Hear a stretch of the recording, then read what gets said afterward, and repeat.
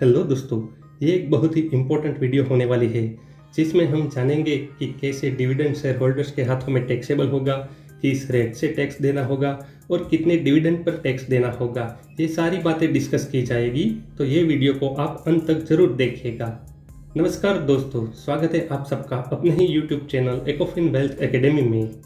दोस्तों, कंपनी अपने प्रॉफिट में से जो हिस्सा शेयर होल्डर्स के बीच बांट देती है वो हिस्सा डिविडेंड कहलाता है और शेयर होल्डर्स के लिए वो डिविडेंड इनकम कहा जाता है।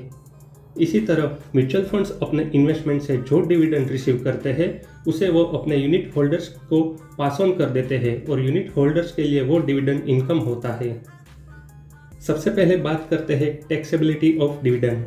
असेसमेंट ईयर 2020-21 तक यानी कि पहले डिविडेंड शेयर होल्डर्स के हाथों में एग्जेम्प्ट हुआ करता था, यानी कि डिविडेंड इनकम पर शेयर होल्डर्स को कोई टैक्स नहीं लगता था। उसके बदले कंपनी को उस dividend per dividend distribution tax देना होता था। लेकिन अब डिविडेंड शेयर होल्डर्स के हाथों में टैक्सेबल हो गया है और इसीलिए अब शेयर होल्डर्स को ही उस डिविडेंड पर अपने स्लैब रेट के हिसाब से टैक्स देना होगा। डिविडेंड तीन तरह के होते हैं।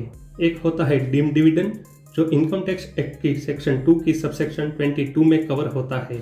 दूसरे नंबर पर आता है इंटरिम डिविडेंड और तीसरे नंबर पर है फाइनल डिविडेंड। अब जानते हैं ईयर ऑफ टैक्सेबिलिटी, यानी कि कौन से साल में डिविडेंड टैक्सेबल होगा। डीम्ड डिविडेंड की बात करें तो वो या तो डिक्लेयर किया गया हो उस साल में, या तो डिस्ट्रीब्यूट किया गया हो उस साल में, या तो पे कर दिया हो उस साल में। तीनों में से जो भी इवेंट सबसे पहले होगा उस साल में डीम्ड डिविडेंड टैक्सेबल होगा। फाइनल डिविडेंड उस साल में टैक्सेबल होगा जिस साल कंपनी ने अपनी एनुअल जनरल मीटिंग में फाइनल डिविडेंड को डिक्लेयर किया हो। इंटरिम डिविडेंड उस साल टैक्सेबल होगा जिस साल वो शेयर होल्डर्स को मिलेगा, यानी कि इंटरिम डिविडेंड रिसीट बेसिस पर टैक्सेबल होता है। अब बात करते हैं कि इनकम टैक्स रिटर्न में डिविडेंड को कैसे दिखाना है। कोई भी व्यक्ति जब सिक्योरिटीज मार्केट में डील करता है तो वो एज ए ट्रेडर डील करेगा या तो एज एन इन्वेस्टर डील करेगा और डिविडेंड इनकम को उस हिसाब से इनकम टैक्स रिटर्न में दिखाना होता है। अगर कोई एज ए ट्रेडर डील करता है, यानी कि शेयर्स को ट्रेडिंग पर्पस के लिए रखा है, तो उसे ट्रेडिंग एक्टिविटी कहा जाता है और ट्रेडिंग एक्टिविटीज की इनकम को बिजनेस इनकम के हेड में टैक्सेबल किया जाता है। इस केस में जो भी डिविडेंड इनकम मिलती है उसे भी बिजनेस और प्रोफेशन के हेड में ही टैक्सेबल किया जाएगा। दूसरे है एज एन इन्वेस्टर, यानी कि शेयर को इन्वेस्टमेंट पर्पस के लिए रखा है तो उसे इन्वेस्टमेंट एक्टिविटी कहा जाता है और इन्वेस्टमेंट से होने वाली इनकम को कैपिटल गेन के हेड में टैक्सेबल किया जाता है। ऐसे केस में जो भी डिविडेंड इनकम मिलती है उसे अदर सोर्सेज के हेड में टैक्सेबल किया जाएगा। अब बात कर लेते हैं एक्सपेंसेस की। अगर किसी भी शेयर होल्डर्स को डिविडेंड मिला है और उस डिविडेंड को पाने के लिए उन्होंने कुछ खर्चे भी किए हैं तो उन खर्चों का डिविडेंड इनकम के अगेंस्ट में क्लेम मिल सकता है। अगर डिविडेंड को इनकम टैक्स रिटर्न में बिजनेस इनकम के रूप में दिखाया है तो उस डिविडेंड के अगेंस्ट किए हुए सभी खर्चों का डिडक्शन मिल सकता है। लेकिन अगर डिविडेंड को इनकम टैक्स रिटर्न में अदर सोर्सेज के हेड में दिखाया है तो सिर्फ और सिर्फ इंटरेस्ट एक्सपेंस का ही डिडक्शन मिलेगा। मतलब कि डिविडेंड पाने के लिए शेयर होल्डर ने लोन लेकर शेयर्स में इन्वेस्ट किया है और उस लोन पर कुछ इंटरेस्ट पे किया है तो डिविडेंड के अगेंस्ट उस इंटरेस्ट का डिडक्शन मिलेगा। लेकिन यहाँ इंटरेस्ट एक्सपेंस पर एक लिमिट सेट की गई है कि डिविडेंड अमाउंट का मैक्सिमम 20% ही इंटरेस्ट एक्सपेंस का डिडक्शन मिलेगा। और दूसरी बात यह है कि डिविडेंड को अदर सोर्सेज के हेड में दिखाया है तो दूसरे किसी भी खर्चों का डिडक्शन नहीं मिलेगा। दोस्तों, डिविडेंड टैक्सेबल इनकम है, इसलिए इस पर टीडीएस के प्रोविजंस भी लागू किए गए हैं।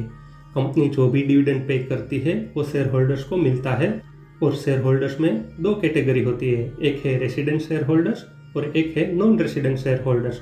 अब रेसिडेंट शेयर होल्डर्स की बात करें तो उसमें भी दो भाग है, एक है रेसिडेंट इंडिविजुअल शेयर होल्डर्स और दूसरे है अदर शेयर होल्डर्स, मतलब कि इंडिविजुअल के अलावा दूसरे रेसिडेंट शेयर होल्डर्स जैसे कि एचयूएफ, फर्म, कंपनी इत्यादि।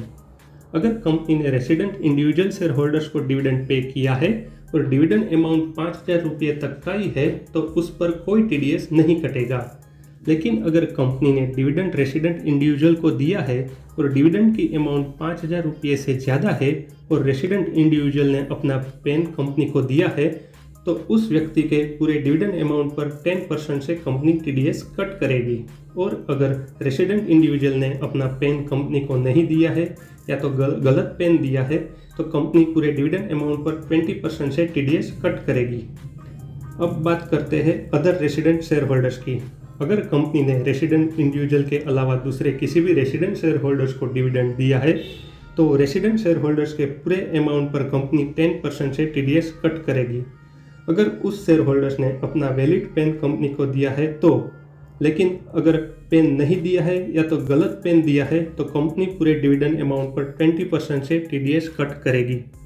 अब नॉन रेसिडेंट शेयर होल्डर्स की बात करें तो कंपनी ने किसी भी नॉन रेसिडेंट शेयर होल्डर्स को डिविडेंड दिया है तो पूरे डिविडेंड अमाउंट पर कंपनी टीडीएस कट करेगी और टीडीएस का रेट होगा 20% plus applicable surcharge and says, यानी कि 20% में सरचार्ज एंड सेज को जोड़ दिया जाएगा और जो भी रेट आएगा उस रेट से कंपनी टीडीएस कट करेगी, subject to availability of double taxation avoidance agreement. यानी कि अगर इंडिया का दूसरे कंट्री के साथ डबल टैक्सेशन अवॉइडेंस एग्रीमेंट है तो नॉन रेसिडेंट शेयर होल्डर्स के लिए डिविडेंड टैक्सेबल तो होगा, लेकिन वो as per income tax act के हिसाब से होगा या तो एज पर relevant double taxation avoidance agreement के हिसाब से होगा। जो भी ज़्यादा बेनिफिशियल होगा नॉन रेसिडेंट के लिए उस हिसाब से टैक्सेबल होगा। दोस्तों, इस टीडीएस प्रोविजन में दो बातों का खास ध्यान रखिएगा।